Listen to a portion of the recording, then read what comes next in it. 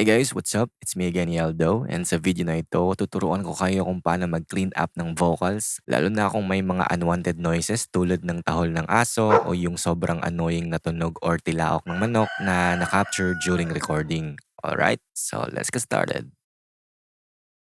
So now, ipi-play ko muna itong specific area ng track kung saan merong noise problem. Mga pinalabi, relax kayo, wala gadali. Magkinaon sa narako dire, di mo bala ka kay di mo bali. Kanuna ipanggaon, di ka pas. Mga pinalabi, relax kayo, wala gadali. Magkinaon sa narako dire, di mo bala ka kay di mo bali. As you can hear, merong tahol ng aso dito. At meron ding tunog ng manok dito. Magkinaon sa narako dire. Magkinaon sa narako dire.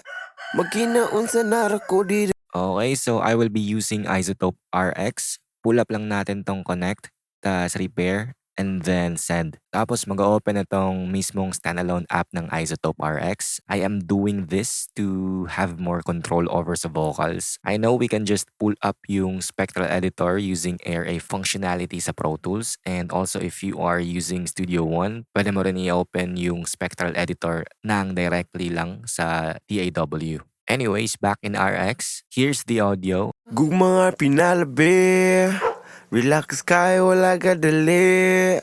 Magkinaon sa narako dire. I have two methods kung paano i-clean up yung mga unwanted noise sa audio. First is by using dialogue isolate. Naka-0 ang reverb and noise and 5 lang sa sensitivity. Let's just select kung saang area yung noise. In this case, etong tahol ng aso. Mga pinalabi, Then render.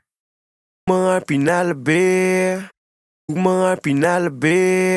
And just like that, na-remove na natin yung tahol ng aso. Dito naman tayo sa may manok. Just select the problematic area. Magkinaon sa narako dire. And then hit render. Kadali.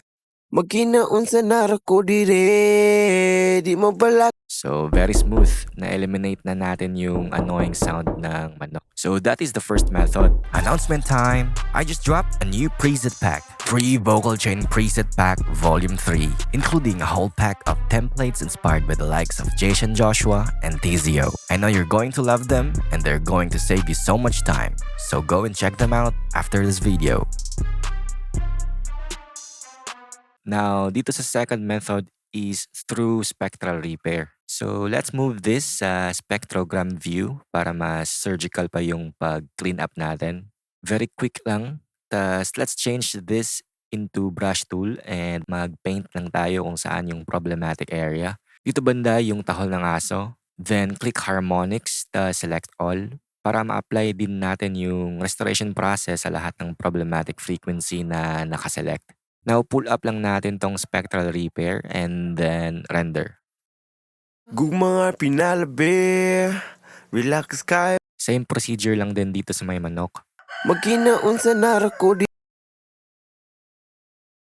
dali. Magkinaon sa narako dire. Di mo bala ka kay di mo bali. So, that is the second method.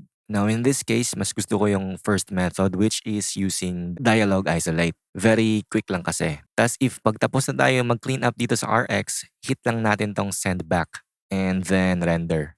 And as you can see, nag-iba din yung waveform. Before, after. Ito yung before. Ito naman yung after. Relax kayo, wala gadali. Before. Magkinaon sa narako dire. After. Magkinaon sa narako dire. Now with music. Mga pinalabi, relax kayo, wala gadali. Makinaon sa narako dire. Okay, so that's it guys kung paano mag-clean up ng vocal track. If meron kang natutunan sa video na to, please do like this video and comment ka na rin sa mga mixing tutorial request mo sa baba. And subscribe ka na din if di ka pa nakasub sa channel ko. Again, thanks for watching guys. See you all again next time. Happy mixing and bye-bye. Ang akong panindigan, kaayuhan ang tulong o dili dautan. Kanangin di mo pa mag-ubanta, gusto ni mo pirmi nga gagson ka, gaan sa paminaw makakalma.